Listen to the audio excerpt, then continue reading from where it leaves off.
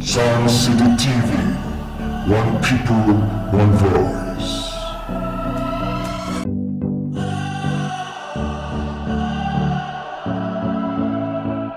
Good afternoon, sir. Good afternoon. Okay, so can we meet you, sir? Well, my name is Raymond. Iheanacho Nkemdirim. I'm from Sukwato in Abia State. And I don't know what else you want to know. Okay, let's know about your academic qualifications. Your background. Oh, well, I was born several years ago in Umuahia, Amachara to be precise. Um, my mother is a Sierra Leonean. So when the war broke out, uh, people with any foreign parentage were allowed to leave the country. So I left the country with my mother and my other siblings. We are four, two boys, two girls. So I started my primary education in Sierra Leone. After the war, came back about 1975. I entered Union Secondary School, Okonano, that's in Enugu State. It's in Enugu. And that's where I completed. Then when Imo State was created out of the old Anambra State, we moved over to Owerri. My father was a civil servant. And I now went to Emmanuel College, where I passed out 1979 with a grade 1. That same 1979, I started work with the then Nigerian Security Organization, NSO, which later was split into DSS, NIA, and DIA. So I worked in the DSS for 35 years. In the course of my career, I went to university, took a first degree in sociology, and took another degree in law. Very interesting career. I rose to become the director of operations of the DSS.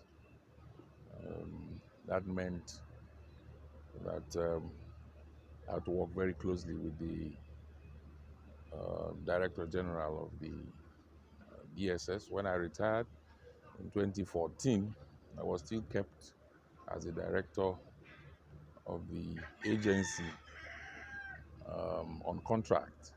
I remained in that position until 2015, when I eventually left office. Before I left office, I was the president, Goodluck Jonathan then, honored me with a national award, a member of the Order of the Federal Republic of Nigeria. Since retirement, I've tried to tried my hands on all sorts of business enterprises. You know, the thing with Nigeria is when you retire, people feel you have a lot of money. And they come with all sorts of proposals, some genuine, some fake, and all that. I tried a couple of things, and in oil, in tourism, in communications, and I also got involved in giving a lot of lectures. I was also, until recently, a visiting lecturer at the Nigerian Defense Academy, Kaduna, where I deliver lectures in their postgraduate school. And I also deliver lectures in other military institutions like the Defense Intelligence Agency, the DSS. I've also traveled outside the country to deliver lectures to groups like Medicine Sans Frontier. They invited me once. That's the group known as Doctors Without Borders. They wanted me to speak on security in Nigeria, and they invited me to come and talk to their doctors who are working in various trouble spots in Africa. So beyond that, I've also collaborated with a lot of agencies in talking to people about life in retirement. And well, essentially, I've done much of my talk or lectures on security related issues. So basically, that's me. Um, I don't know what else I need to say about myself. I have one beautiful daughter who is in medical school. Um, she might be graduating in 1 or 2 years' time. And, I live a very simple, quiet life. Other than that, I think that's all I know about myself, unless there's something else I'm missing out and maybe you want to fill in. It's a really beautiful profile, sir, I must Yeah. say. Okay, sir, outside your career, what else lays claims to your attention? The hobbies, Yes. I swim, I play squash. Those are mainly the things I do. Then I like attending events. I'm not saying it's good for people to die, but if you invite me, I'll go. There, what do you call it? The weddings, Burials. burials, ceremonies. I like my weekends. Just go sit down with people and be happy. Generally, listen to some good music, and then, well, in my church, I'm a pastoring disciple. Once in a while, I give talks. I don't want to say I preach, but I say I give talks in the church also from time to time, particularly to the young ones to encourage them about challenges of life and what some of us went through and how God is the only rock you can lean on if you really want to make it in life. So basically, those are the things I do on the side. Okay. Sir, please, I would like you to take us back to your educational background because you gave us a preamble of everything, but I would like you to take us bit by bit and understand how it started. Like I said, I read sociology, my first degree. That's at Imo State University, and law, University of Abuja here. For my secondary education, I told you I went to three secondary schools. I went to school in Sierra Leone. There was a school called Albert Academy as a secondary school. My primary education, the school there is a military school I went to. My mother was a military nurse. She was a captain in the army. So we lived in the barracks and I went to school. The school was called Services Primary School. And when we moved over here after the war, like I told you, I went to Union Secondary School in Enugu before coming to Emmanuel College, where I took school certificate. Then I got into university in 1982. Uh, about the second set of students that started Imo State University. And, it was a very good experience for me because when I look back at what happens in a lot of schools these days, I look back with nostalgia, the setting, the kind of lecturers we had, the vice chancellor we had, Professor MJC Echero, the kind of person you look at when you hear him speak. You as a student, you feel so inadequate, so incomplete. All your aspirations will be you want to be like him. You cannot even afford to all these student demonstrations and all this. In fact, well, I must say throughout my days in school, I never saw any secret cult in school. Because after we left, I started hearing about cults and things like that. But way back then, it was a really good experience, and I believe the the standards they set were too high, but it paid off because a lot of us, when we left school, I can say, I don't know whether I'll be immodest if I say it this way. When I left that school, they had so prepared me for life's challenges that all the courses I attended, I never placed second. I wasn't the best in the class when I was in that university. But when I came out to the job I later joined, There is no course. We call it, is it the detective basic course? I was the best graduating student. That's what they call inspectors basic course. I was the best graduating student. And then you have the senior officers basic course. I was the best graduating student. And then you have what they call the executive intelligence management course. My project was the best. When I look back, I ask myself, it's one state university I went to. Mm. But then they prepared you so well. I still remember a lot of my lecturers, a lot of times when we come here, my friends visit, we come to the garden, alumni of our university will sit back and begin to talk about our lecturers, Mm. how strict they were. And when you look back, you find out that it is because you went through the tutelage of those guys that really shaped you up for challenges in life and put you where you are today. So generally, I think my education was, I must say, I had people who really gave me necessary skills. Today, when I look back at our educational system, and I even ask myself the question, a lot of the things we do, is it not time we change our teaching style? The teaching style is a problem. We cram. Mm. And when you cram, you come out like now, ask yourself the question.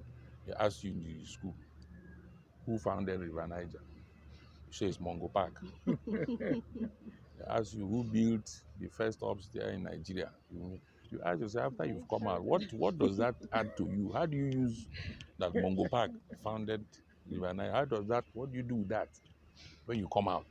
So rather than give you skills that prepare you for life's challenges, you begin to read things. There are things you can read on the side. Like now one is retired. I have a large library there. Can be reading and reading. Those are things for reading pleasure. But you now make it, things you make them an integral part of our educational system. And the man goes and comes out and is empty. And I see a lot of young people today say, there's no job, there's no job, there's no job. Who said so? I said Nigeria and everything, everybody's oil, oil, oil, want to get to the office job. Who said so? All these Japanese, South Koreans, and all these countries you see, which resources do they have? But it's just people sitting down, coming together and saying, look, let's take the bull by the horn. That this cloth I'm wearing now, I want to produce it from beginning to the end. Not that I want the thread. I go to China to go and bring it. Mm. China itself, when God created it, had just like Nigeria.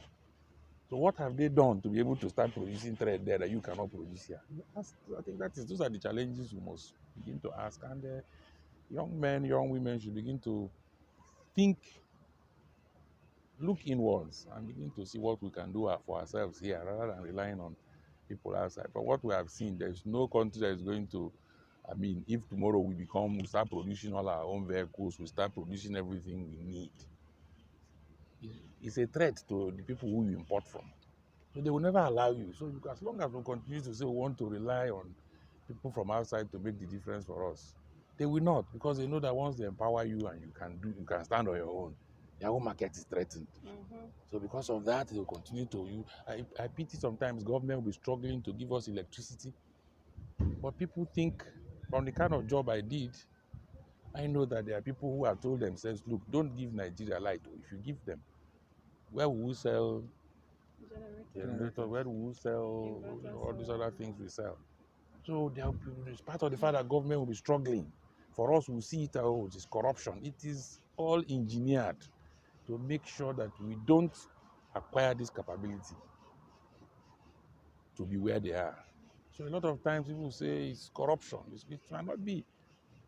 The truth is they will mislead you. For instance, if you remember when we wanted to acquire telephone technology, ITT in those days, they went and brought technology that had become obsolete, that you cannot even get the pass to buy. But these are deliberate, but they will now tell you they want to transfer technology, they want to improve your telephone services, but deliberately, they'll give you what will not take you anywhere. So I think young people, we should also, you know, apply our minds to our present circumstances and see what we can do ourselves to take this our country forward, and not just think that government can do everything for us. It's not that easy. Yes, sir. Um, Now to your area of expertise, sir. It's no longer news that one of the major issue we have in Nigeria is the escalating security issues. So, sir, what do you think are some of the causative factors affecting insecurity in Nigeria, affecting the security of the nation? The country is under policed. You don't have enough police. United Nations says you need uh, the United Nations figure for we don't have for instance our police this thing is about 371,000 policemen, and you have a country of about 200 million people. How do you begin to police the country in that kind of situation when the Nations might tell you, for instance, in a population of maybe 100 people, maybe you need one policeman. And here now, I don't even know the ratio. So we need to employ more people and improve the what do you call it? The conditions of service of the police. It doesn't. I mean, you go abroad. For instance, I was in Heathrow Airport one day. As I walked in, one lady walked up to me. I could make out that she's a Nigerian, and she engaged me talking. And I was like, she quickly she came. She said, "Oh, she's a taxi driver. But that is what she does to help herself. But that if they catch her here, that is jail straight. Oh, so let me. I should pretend as if I know her, so that we'll be talking. So that if after talking to me, if I don't need her services, she can move to the next person." Now, and then she showed me one policeman in the whole big airport, just one, no gun, but he just had different gadgets on him, and he was just in one place. But just that one man, the lady was so scared. She said, "If this one catches you here, I beg no dey inside." Mm. So if we can develop our police to a stage where they can, have that same kind of respect. Because the day I went to one police station somewhere in the east, and I looked at the people there, I could only feel a high sense of pity. Because I asked myself, look at the way these people look. And these are the people we're entrusting our security to. For God's sake, we're not serious. You have to develop, you have to really look at the training schools of the police. Those are the people you are giving all those powers. Then when they misuse the power, because for God's sake, you give a man a gun, he doesn't have the money. One day we'll start thinking of what to do with this gun to make money. So we really have to do a lot to work on our police to make it a better place. Pay them very well. A lot of people will tell you, no, no, it's not about money. It's about money.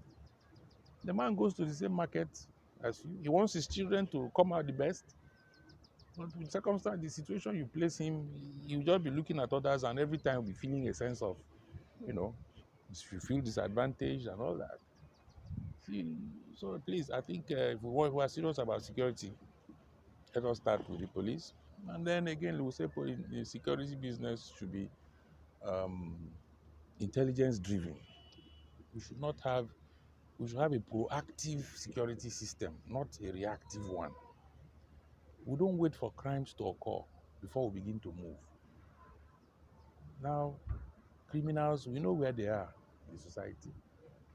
The police should, for instance, at every time, this is federal capital territory, they must either zone the town or sectorize the town and know what they call basic knowledge or local knowledge, depending on what security agency you belong to.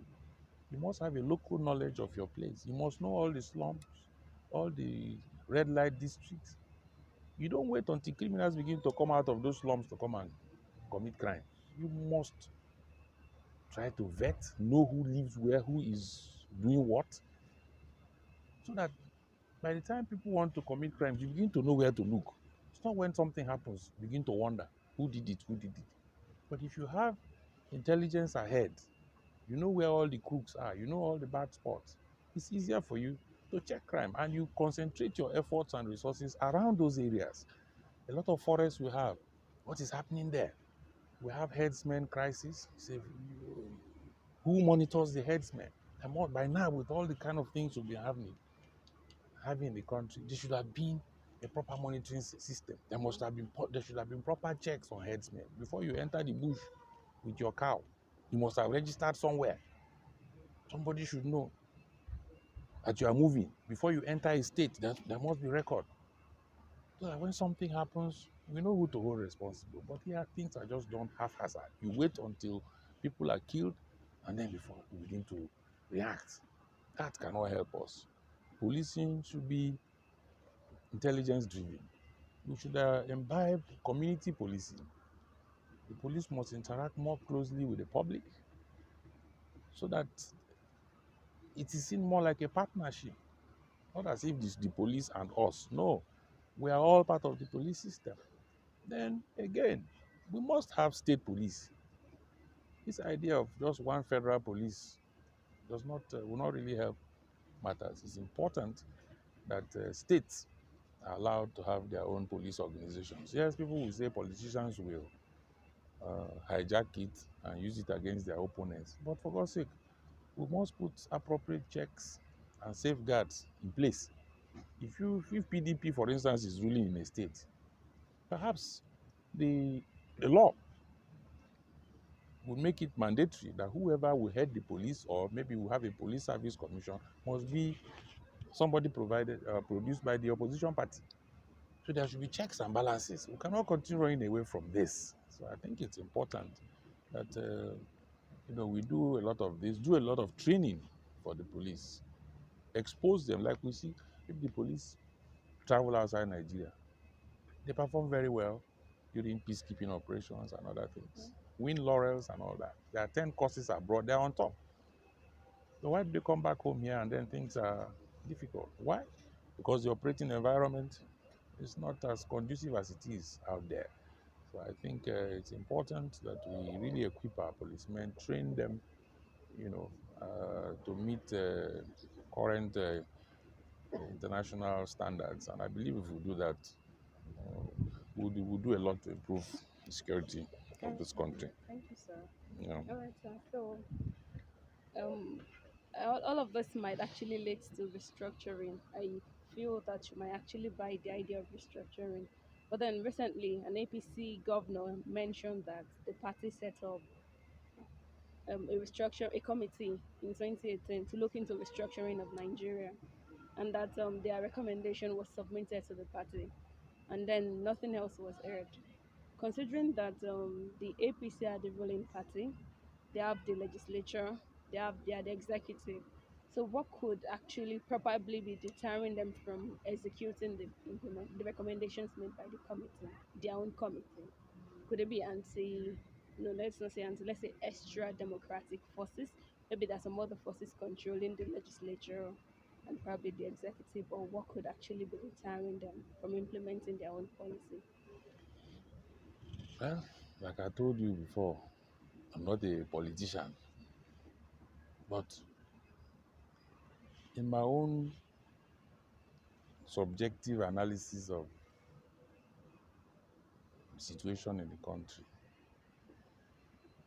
I tried to make a comparison with other countries of the world. Our population is too big for one person to manage. Now, other countries like which have large populations, Russia, US, India, China, the level of technology is high. So it's easier for them to be able to, handle issues there. But here, our level of education, capacity to govern and all that, we have issues. So it's quite difficult to just have everything coming from the center. So I believe, like in economics, you want your business to improve, there should be division of labor. One man cannot do it all. So it's important that you see when we talk about this country, a lot of times they say unity, unity, unity. If, for instance, you split the country, like in the United Kingdom, the British, it was difficult for them to hold together all those Irish, the Welsh, and the Scottish. So they had to come up with an arrangement that even though the Queen is the political head of the United Kingdom, all those individual countries have their own prime ministers. So we must begin to look seriously at what we can do. It's not about the fact that you want to restructure. It doesn't mean that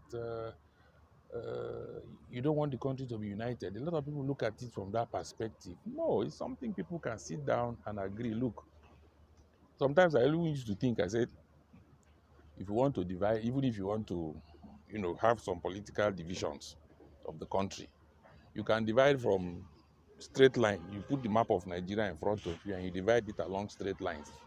Straight line. So maybe Sokoto, Kwara, Oyo, and Lagos will be one part. Then which other one? Zamfara, Niger, Kogi, and maybe Edo, and this will form one. If the issue is people thinking that we are saying we are dividing along ethnic lines, or it's not about that. I believe that God created us all. We came here and begin to and through differences, that because you speak one language or the other man speaks, the day you die and you go to meet your God, where you go and explain to him whether that's what he sent you here to do. To me, if we can arrange our populations very well, whatever be the structure, but then I think we are finding it difficult to manage this our population. So there must be a definite, and there must definitely be a proper restructuring of the country so that it is manageable by whatever arrangement we want to make, whether it is the current geopolitical zones we want to do, or that one I told you, maybe we use longitude this to longitude that. So everybody who falls within there, oh yeah, one group, so that it doesn't look as if it's I don't like that ethnic. As like me, I grew up in Sierra Leone. My mother is not Nigerian, and I never saw this ethnic thing there. I never saw this religious thing there. As little children, when the Muslims are doing this fasting, every evening, once it's 6, 7, what time they are breaking their fast, we are sitting on the floor like this, waiting patiently for the fasting to end. That was the best time we like, as Christian kids. So we eat and eat. Then when it is the Christian holiday, our mothers will cook jollof rice. Nowadays jollof rice is everywhere, but those days before you eat jollof rice, it's a big thing. So they will cook jollof rice and chicken, and then one powerful stew like this that will follow it. Then your mother will give you put it in a basket, and then there is a ginger drink they have made of ginger. Put it in you'll be going from Muslim home to Muslim home. So I never saw that kind of thing. So come to Nigeria now, you begin to hear somebody. In fact, in school, when they are doing the Muslim prayer, you see Christians, you be watching them, you see their mouth, will be moving. When they start the Christian songs, you see, so I don't know how they structure their own system over there. So you don't notice that. If you won't notice, when they had their civil war was not on the basis of ethnicity. It was not on the basis of religion. It was rebels and government forces. And among the rebels, you had all tribes inside. So I think people will get to that level where we can overcome all this. I believe with education, the more educated we are, the more these are differences. It's unfortunate that at some point, the educational system was just left on a free wheel. If this thing had been pursued seriously, everybody, as you develop, as you read, you don't need anybody to come and begin to tell you that, look, you are different from this person or you are different from that person. Or this is what you should do to contribute. You have read, you have empowered yourself, you have more knowledge. So I believe a lot should be done in terms of, for our educational sector, so that people could become more and more exposed and better equipped to handle our political challenges. All right. Thank you very much, sir. Still on politics. What's your reaction to the American coming to rescue their one citizen in Nigeria on a Nigerian soil and even killing the kidnappers without attaching ethnicity to them that they killed? They killed criminals. Unlike Nigeria, where a security officer has even resumed, like Sokoto, paying ransom. The still security officers paying ransom to collect people, unlike the American people, and they just came, took their person, and left. So, what is the worth of a Nigerian like looking at that? Well, it's not the first time this kind of thing is happening. There was a time too when British forces came here to rescue one of their citizens who was held hostage somewhere in Sokoto was held hostage by Boko Haram, and they came. Although unfortunately in that case, the uh, the hostage, the British hostage, died. So this has been going on. I mean, we have a lot of collaboration going on with various countries, the armed forces of various countries, the police, the intelligence service, the customs, a lot of collaboration going on, a lot of treaties we have signed. So they are coming here to. I don't see anything really, that went out of place. If tomorrow a Nigerian citizen perhaps is held somewhere else, and we want to go there to go and we'll simply liaise with the country that is involved. We'll equally go there to do that. It's been done in the past, but you see, a lot of times when I read newspaper headlines, you just know that the people writing do not have in-depth information about what they're writing about. But a lot of actions that government takes, you cannot come to the public and say, because these are highly sensitive security operations. At the time I saw something in the papers. They said a Nigerian jet carrying money was seized somewhere. To the public or to people, it was like, oh, they were stealing our money. They were taking our money out of the country. But again, because of the nature of security operation involved, nobody would say anything. You cannot come out to say it because you would endanger the lives of people. So there are a lot of things that are done.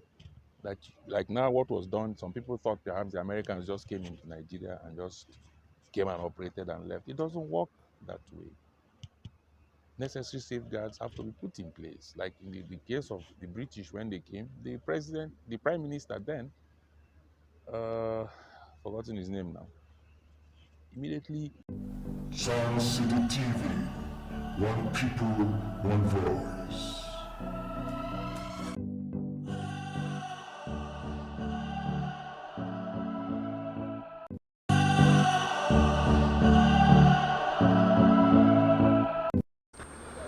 And I was shocked when, after making an assessment, and they said even the federal government cannot fix Aba, that the level of decay, the roads and everything, is impossible. I was shocked to hear that. I said, how would you say that? Now, that is one view. If somebody says that kind of thing, say you should go to Diego, he mentioned a lot of places that are almost, you cannot, I say it's not possible. It's not possible. That narrative must change. So as like I said, a lot of studies are going on now to really see what can be done. For instance, we understand their wage bill in the state is so high, it's one of the highest and all that. So a lot of things have to be addressed. But I don't want to engage, I don't want to engage in a general criticism and just, you have to be, I like to be a hands-on person. You don't just sit down and talk. So it's important we get close, and that is what a lot of us are doing now. We are getting closer to government to begin to ask questions. What can be done? So I believe that with more seriousness on our part, not just leaving it for government alone, I believe we can make a difference in that state. Okay, so what value and relevance do you place on the youth of Abia State as a catalyst for growth and development? It's not just Abia State. For me, sometimes I jokingly tell people, I say, look, our own generation is going.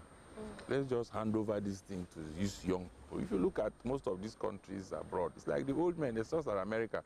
For instance, we are seeing 270-year-olds contesting for the presidency. But when you look like people like in France, Macron, how old was he when he got there?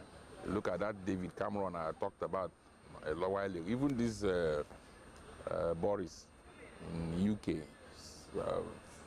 50s. You go to the guy in Canada, that is it Trudeau, young guy in his 30s, I think. And around the world, I think it's better.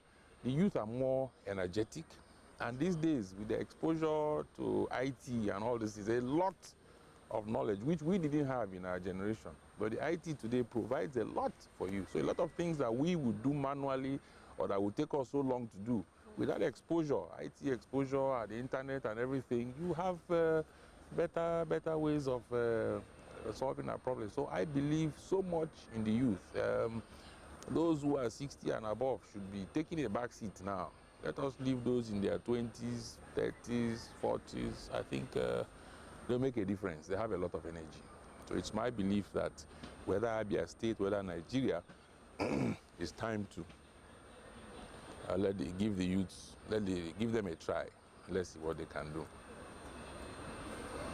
All right, sir, most indigenous Abia-born technocrats making great impact within and outside Nigeria seem to avoid or shy away from participating in politics because they have this belief that politics is a game of chance or something like that. And this comes with its adverse attendance, consequences to the state. Why is this so, and what can be done to encourage their political participation? Well, our political culture here is still, some people will say, based on stomach infrastructure. A lot of, you want to go into politics, a lot of money is required. You have to meet this group, meet that group, spend so much money. But I believe that as our democracy deepens, people are becoming more conscious of their own strengths. It's not about the man who comes to give you money to vote for him. It's about the man who can give you more schools, more markets, more roads, more hospitals, and make your life better. So when we come to that realization, we entrench that consciousness, I believe our people, we begin to vote for people who can make a difference in their lives. And those are technocrats we are talking of who are scared of coming home. We now begin to bring forth their potentials to contribute. But for now, when you look at the terrain, come here, they say you don't have structure. You need to control one political structure. What does political structure mean? You do primaries today. People cannot just go and vote for you and say this is the delegates. You must share money. Is that how it's done elsewhere? And we keep thinking, I don't know, we keep dreaming that we will get the best. Somebody is going to contest an election. Delegates are brought out. Choose the best man. Delegates are camped somewhere and they wait until somebody comes and shares money.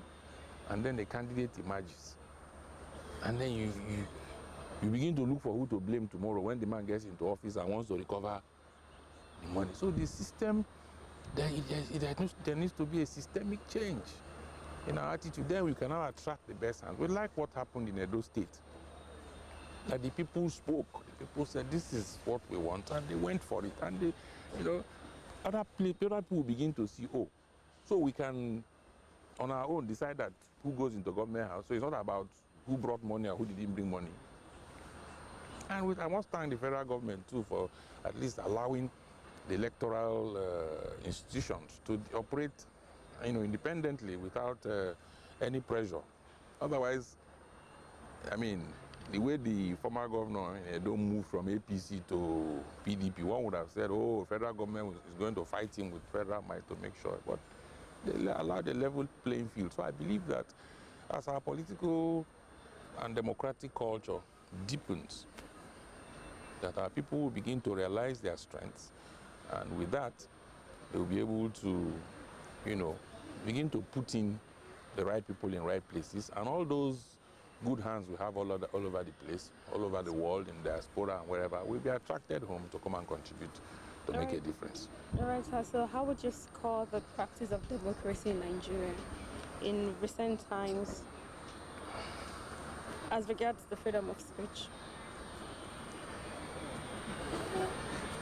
Is there any case of any person being muzzled not to speak? Recently, the northern governors proposed that the federal government should censor the social media. social media bill. The social bill. Should And, pass it. there are some other people who are promulgating that the government should establish a Well, bill. you see, that is the beauty of democracy. There is no way the federal government can, take those actions without. We have a national assembly. Our democratic system makes for checks and balances. That's why you have the executive, the legislature, and the judiciary. So, if the federal government goes ahead to say, okay, we are going to censor this, interest groups can go to the Supreme Court. Look at the Constitution. Does the federal government has such constitutional powers to do this? Checks and balances. So when people raise those kind of issues, you don't panic. Even the government takes whatever action. No. When we had the likes of Iheanacho, these are the issues they will take up.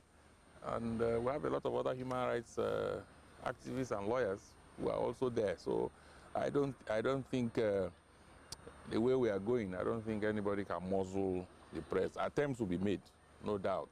But the way, look at little Mali of yesterday, small Mali of yesterday. You saw what happened there. And the people said, look, we don't want this man. This man has, is trying to, the way he's running the government, we don't want. And they all came out, and we saw what happened. So I believe other African leaders are learning from what is happening, in the world at large. And I believe they will be guided by those developments so as not to get themselves involved in any actions that really will bring them out as despots or autocratic leaders and so on. So I don't think anybody can easily muzzle the press here in Nigeria. I don't think so. Okay, so let me ask the last question before she will come in. So you're an Igbo man, and the Igbo people are agitating or asking the Nigerian people to vote for an Igbo presidency 2023. What's your take on that, sir? There's nothing wrong in that.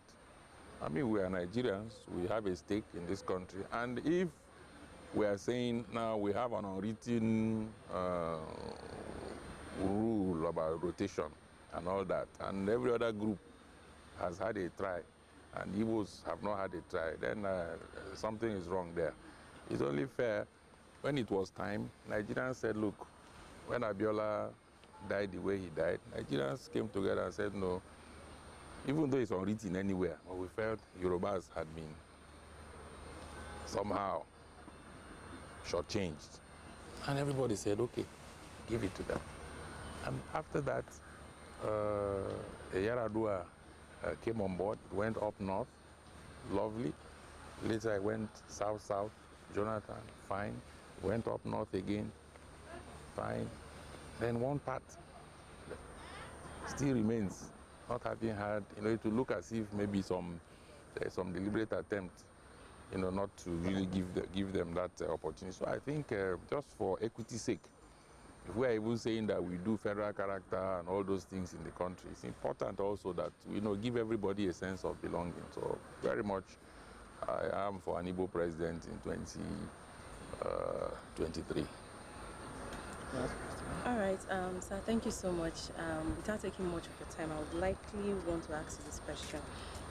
What's your take on the newly introduced SWAT in regards to the antecedents that brought about the dissolution of the now deformed SARS? Well, SWAT, around the world, you have them in several countries. The Americans call it SWAT. The British might have their own name, perhaps Special Boat Service. The Americans too, you have what they call the American SEALs. So you have these groups, this assault, trained in assault tactics. In Nigeria here too, before now with the DSS, which I know, they also have a group like that they call STAT. So we've had these groups, but the important thing is the training you give to the men. Like they say, sometimes it's the bad eggs that make a whole system look as if it's rotten. But the training given to these people, if they keep to it, know their rules of engagement, and you don't go beyond it, for God's sake, it's very desirable that we have a SWAT team. It's unfortunate that SARS and went the way it did, but they have a very important role to play. These are people who risk their lives to track armed robbers and all sorts of deadly criminals. So you cannot run the police without a department like that. Well, all we must do this time is to take a closer look at what they do. Make sure that you really guide the operations properly so that it's not abused. It's just about abuse. If people don't abuse it, I believe it's a worthwhile move to have a SWAT in our police organization. Okay, finally, we are parting a shot. What's your advice to Nigerian youth, to leaders, and to Nigerians? Well, like I've said in the course of this interview, the future of this country, really, for me, lies in the youth of today. Because, like I said, the older generation did not have as much exposure that the internet gives today. Information, there's so much information out there. And if we begin to think outside the box, not to begin to look at oil and begin to look at local minerals and what have you, we look at the human resource. We have a huge human resource.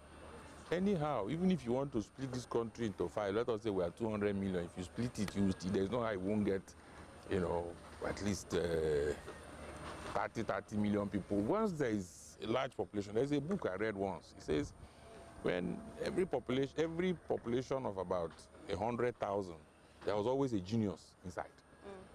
So you can imagine where we have the larger the population, the better even. So either way, whether you split Nigeria, whether you leave Nigeria as one, or anyhow you want to restructure it so that we can manage ourselves very well, the youth have a lot of capacity. The older generation, a lot of us do not even know how to use computer very well till today. We're still struggling. A lot of us buy expensive phones. It's only to answer call, and meanwhile, a lot of things the phone can do for you easily. You don't even know, you don't care, because your generation did not grow up with it. So these younger ones can do wonders with all sorts of things. So I believe that the more attention should be focused on our youth now. Older generation should begin to take a back step. Let these younger ones go. They can do it. You see little boys, I've retired, I'm in business. There's a business enterprise I have in the East. I look at the average age of the staff there. I'm sure the oldest person might be 35. The rest are teenagers up. And they're doing so well. They're doing so well. So I know that if you allow these young ones, they will do a lot. We, the older ones, should begin to slow down a little bit and there's a lot of potential in the youth. I believe they will make the difference. SunCity TV, one people, one voice.